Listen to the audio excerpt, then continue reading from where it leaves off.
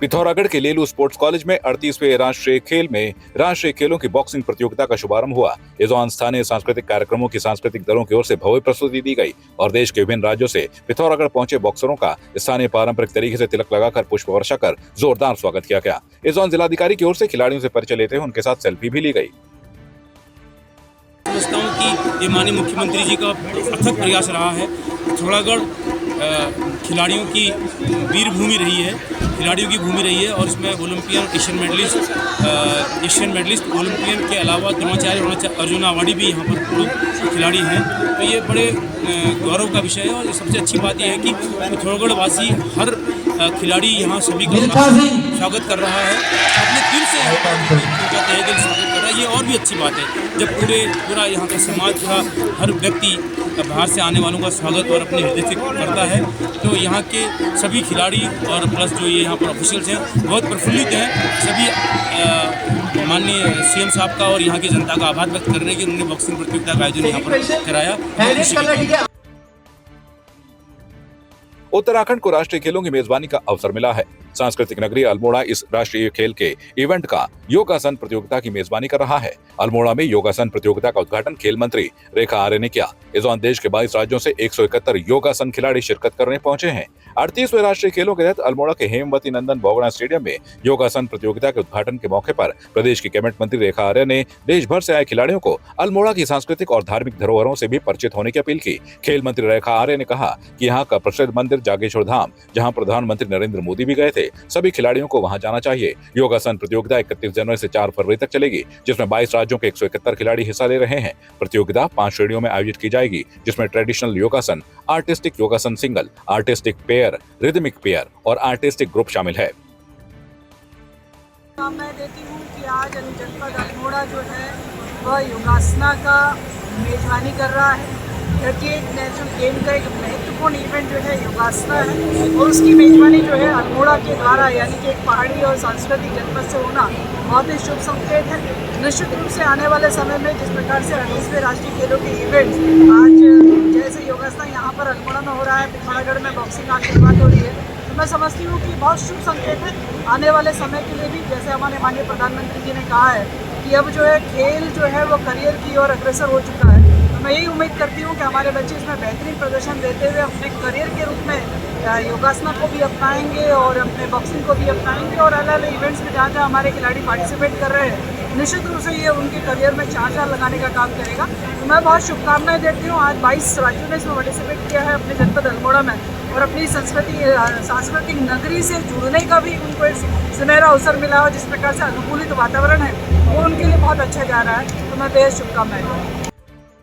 Corbett tiger reserve से सटे Ramnagar one प्रभाग के जंगलों में पहली बार फेज 4 विधि से बाघों की गणना की जा रही है। 350 कैमरा ट्रैप के जरिए बाघों की गणना का काम जारी है। इससे पहले की गणना में रामनगर वन प्रभाग में 67 बाघों की मौजूदगी पाई गई थी। वहीं इस बार भी हर एक कैमरा ट्रैप में बाघ की चहलकदमी कैद हुई है, जिससे रामनगर वन प्रभाग गदगद नजर आ रहा है। अब तक इन वन प्रभागों को NTCA national tiger conservation authority की ओर से हर 4 साल में ऑल इंडिया टाइगर एस्टिमेशन के तहत की जाने वाली बाघों की गणना का इंतजार करना पड़ता था, जबकि टाइगर रिजर्व हर साल फेज 4 के तहत बाघों की गणना करता है। रामनगर वन प्रभाग इस बार पहली बार एक टेरिटोरियल डिवीजन ने फेज 4 मॉनिटरिंग का जिम्मेदारी उठाया है, क्योंकि आप जैसे जानते हैं कि रामनगर डिवीजन में 67 टाइगर्स पाया गया था last all India tiger estimation में। ये लगभग 10th बिगेस्ट टाइगर रिजर्व होता अगर ये एक टाइगर रिजर्व होता, लेकिन ये एक फॉरेस्ट डिवीजन है। बट यहाँ पे जो प्रैक्टिसेस है वो सेम टाइगर रिजर्व के जैसे ही किया जाता है। हम रोज एमस्ट्राइब्स के माध्यम से पेट्रोलिंग करते हैं और उसके साथ साथ इस बार फेज 4 भी कर रहे हैं। और इस बार लगभग 110 कैमरास हमने 3 रेंजेस में लगा दिए गए थे और उसका अभी गणना खत्म हो गया है, जो कोसी, कोटा और देचौरी है। और अभी फेज 2 में मतलब ब्लॉक 2 में जो कालाडुंगी और फतेहपुर रेंज है, वहाँ पे 65 कैमरास पॉइंट्स हैं, जो टोटल 130 कैमरास लगेंगे। और इसका लास्ट का नतीजा जो एस्टिमेशन जो करेंगे हम मार्च के आसपास इसका फाइनल रिजल्ट आ जाएगा।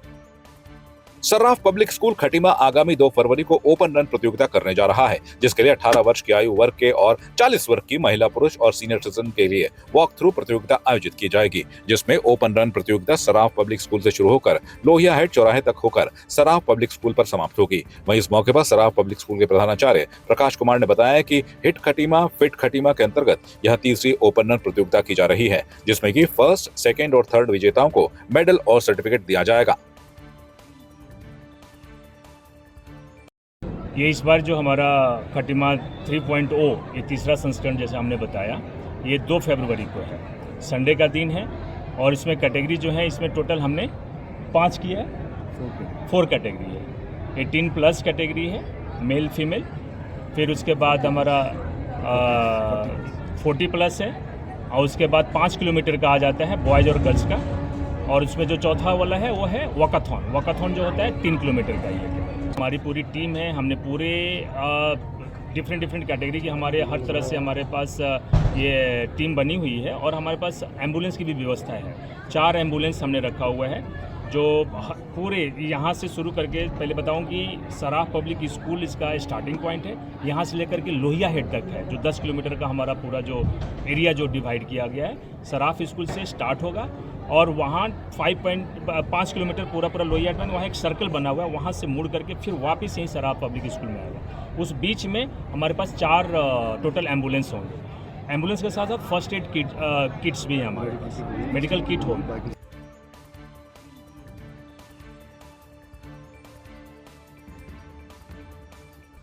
आपकी इस पर क्या राय है, हमें कमेंट कर जरूर बताएं।